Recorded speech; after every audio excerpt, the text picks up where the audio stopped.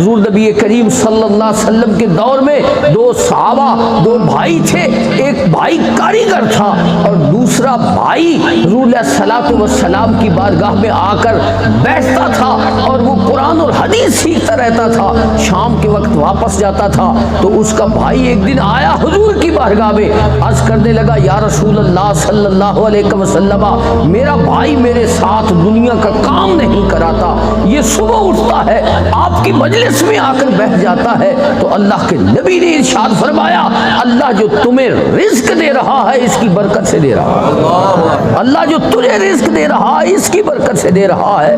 اگر وہ خوش نصیب جو علم حاصل کرے اس کی برکت سے اس کے گھر والوں کو بھی رزق ملتا ہے تو اس کو اللہ تعالیٰ خود رزق نہیں عطا فرمائے، اللہ اس کے لیے بھی رزق کے خزانے کھول دے گا۔ تو اس وجہ سے اللہ کریم ہمیں علم سے محبت عطا فرمائے، علم سے پیار عطا فرمائے، علم سیکھنے کی توفیق عطا فرمائے۔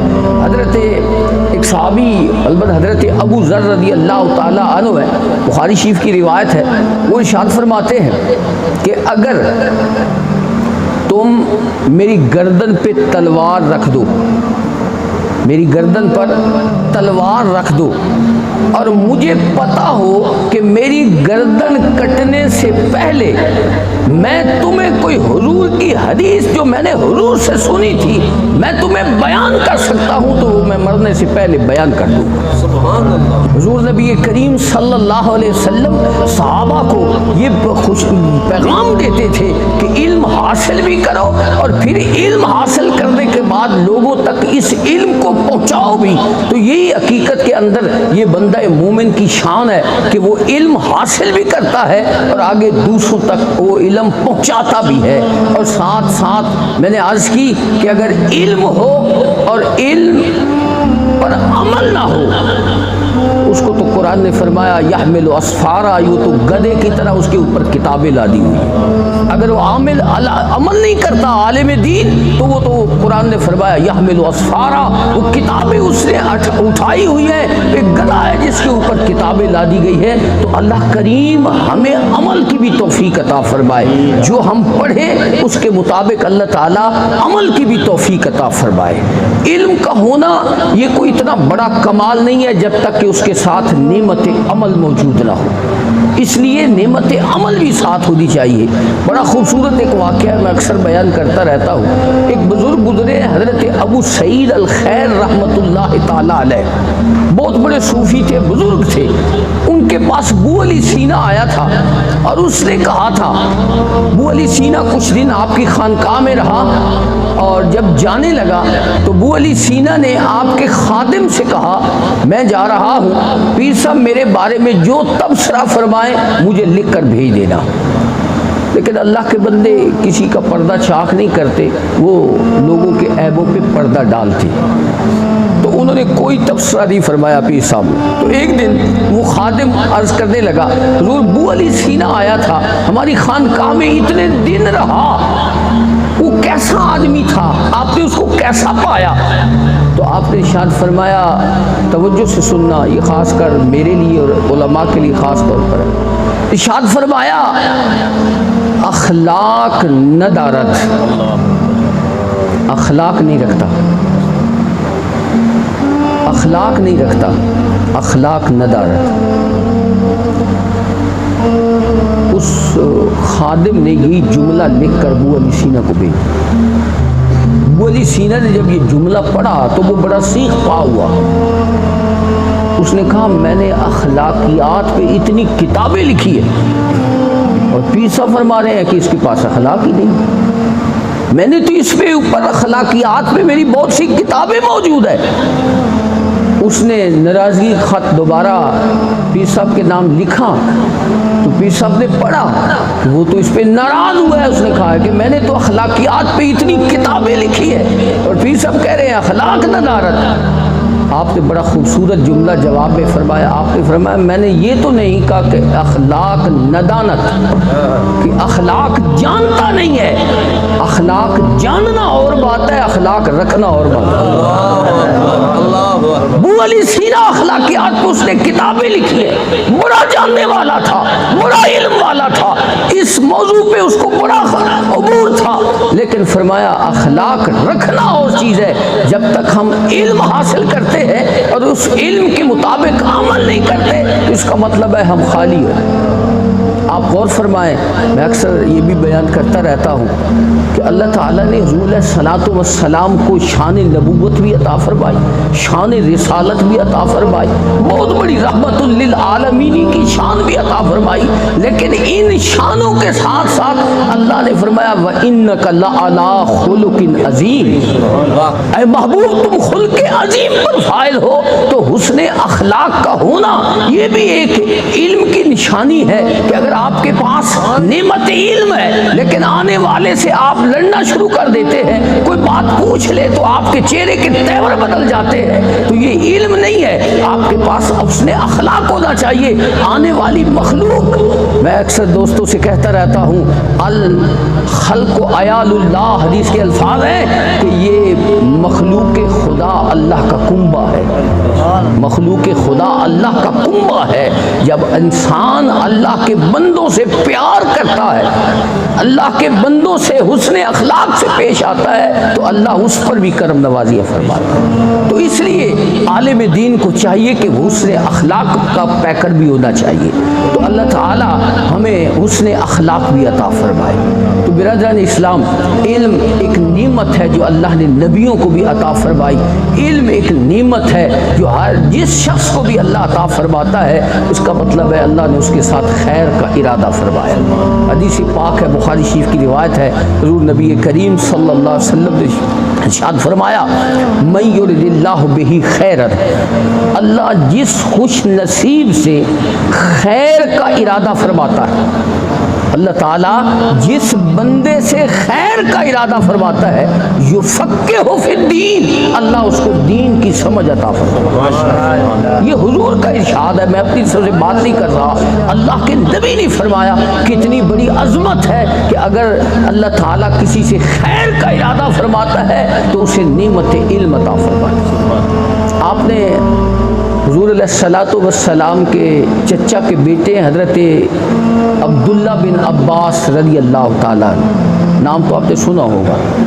ان کو حبر الامہ کہا جاتا ہے، امت کا سب سے بڑا عالم، اور حضور کے بعد سب سے پہلی قرآن کی تفسیر لکھنے والا وہ ابن عباس ہے.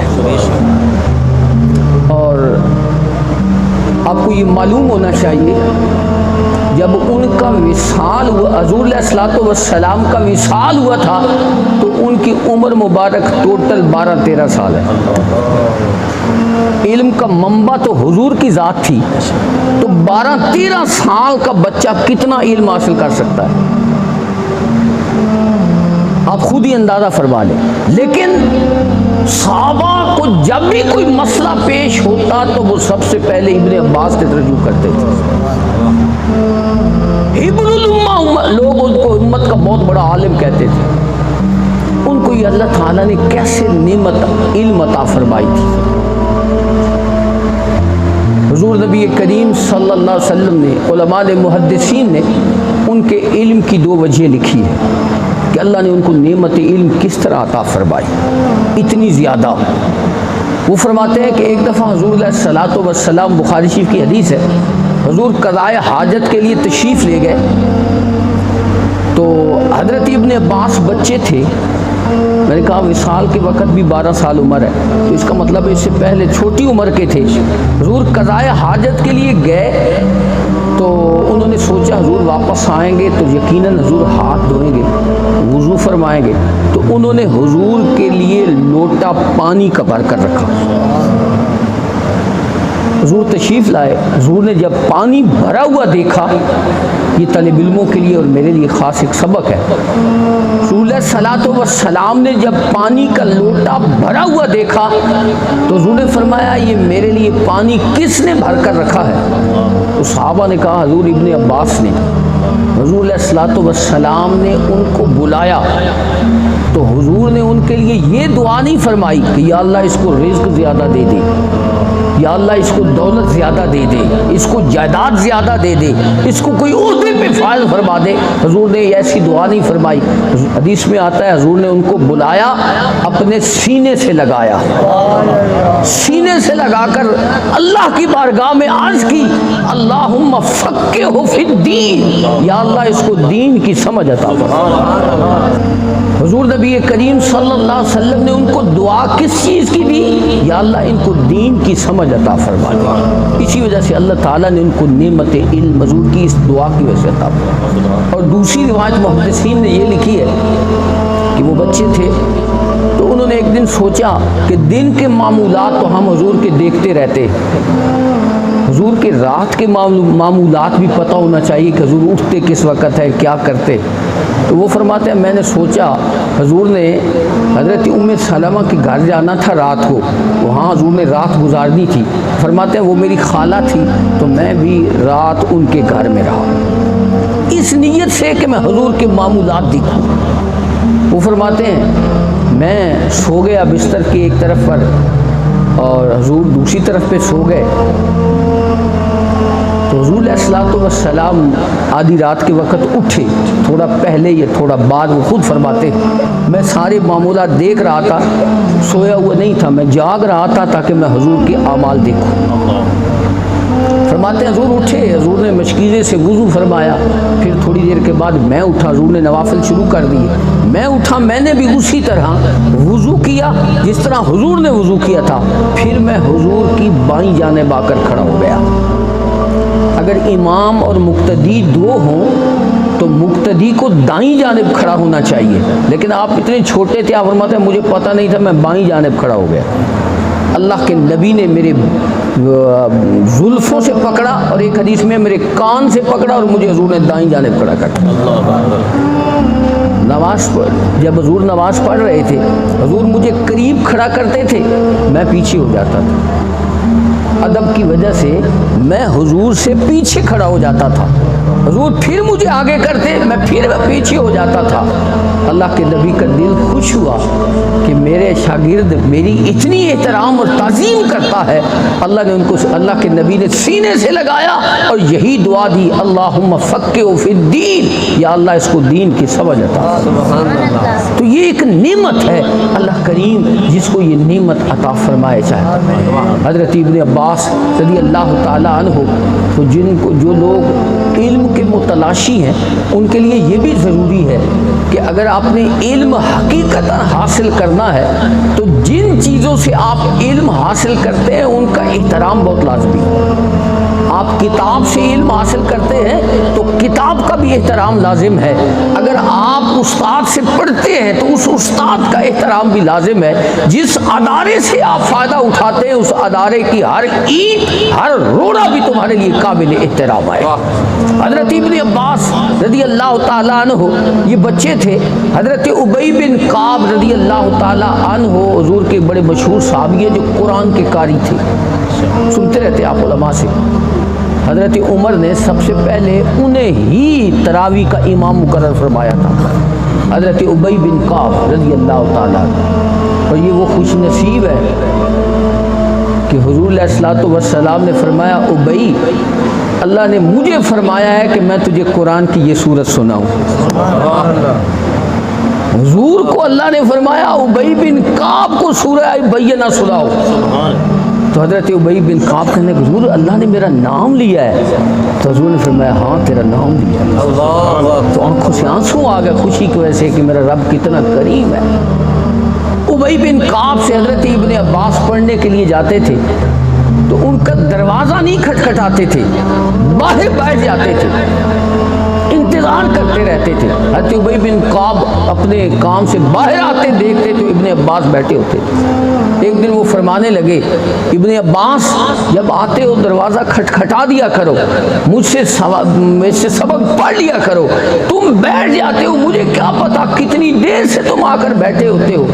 انہوں نے فرمایا، غور سے سننا جملہ، انہوں نے فرمایا حضور میں آپ کا دروازہ نہیں کھٹکھٹا سکتا، آپ میرے استاد ہیں، آپ ایک عالم دین ہیں اور میں شاگرد ہوں، اور اللہ نے عالم دین کی یہ شان بیان فرمائی ہے، غور سے سننا، انہوں نے فرمایا، اللہ نے فرمایا العالم فی قومہ، عالم اپنی قوم کے اندر اس طرح محترم ہوتا ہے کہ نبی فی امت ہی، جس طرح کہ نبی اپنی امت میں محترم ہوتا ہے۔ اور فرمائیں اللہ تعالیٰ علم والوں کو کتنی شان عطا فرماتا ہے۔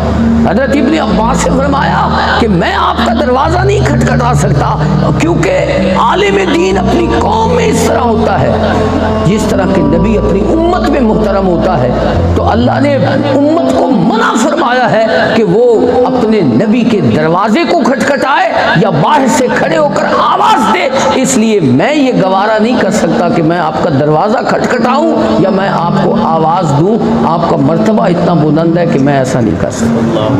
تو اللہ تبارک و تعالی ہمیں علمی ذوق عطا فرمائے، علم والوں سے محبت عطا فرمائے، علم پڑھنے پڑھانے والوں سے محبت عطا فرمائے۔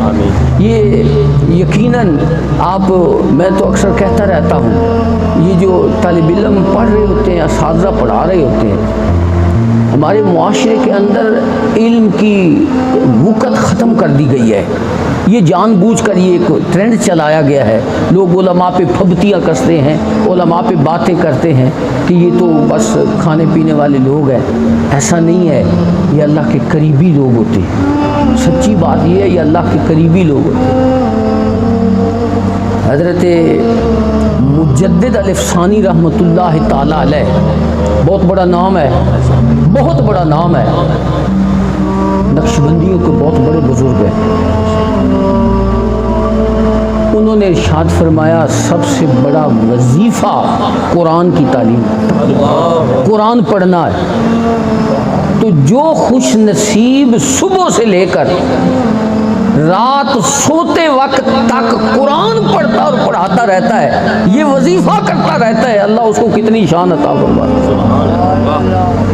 اگر آپ کو کوئی مشکل ہو، پریشانی ہو، دینی ادارے کے اندر جو قرآن پڑھنے اور پڑھانے والے بیٹھے ہوتے ہیں، دین پڑھنے اور پڑھانے والے بیٹھے ہوتے ہیں، ان کے پاس آ کر ان سے دعا کروایا کریں، اللہ تمہاری مشکلیں حل فرما دے گا۔ اللہ تعالی ہمیں دین سے محبت عطا فرمائے، اللہ تعالی ہمیں علم سے محبت عطا فرمائے۔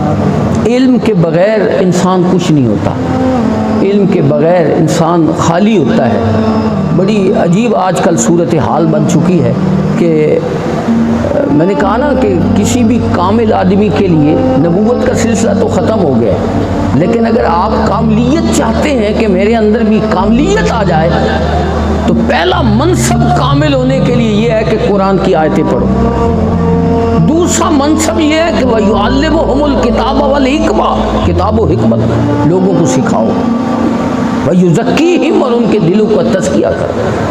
تو اللہ تعالی ہمیں قرآن پڑھنے کی بھی توفیق عطا فرمائے، اللہ تبارک و تعالی ہمیں قرآن و سنت پڑھنے اور پڑھانے کی بھی توفیق عطا فرمائے۔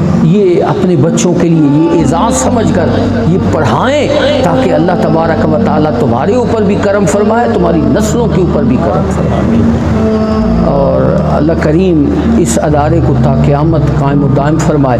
علامہ رئیس صاحب کی عمر میں اللہ برکت عطا فرمائے، علم میں برکت عطا فرمائے، ان کے اخلاص میں برکت عطا فرمائے۔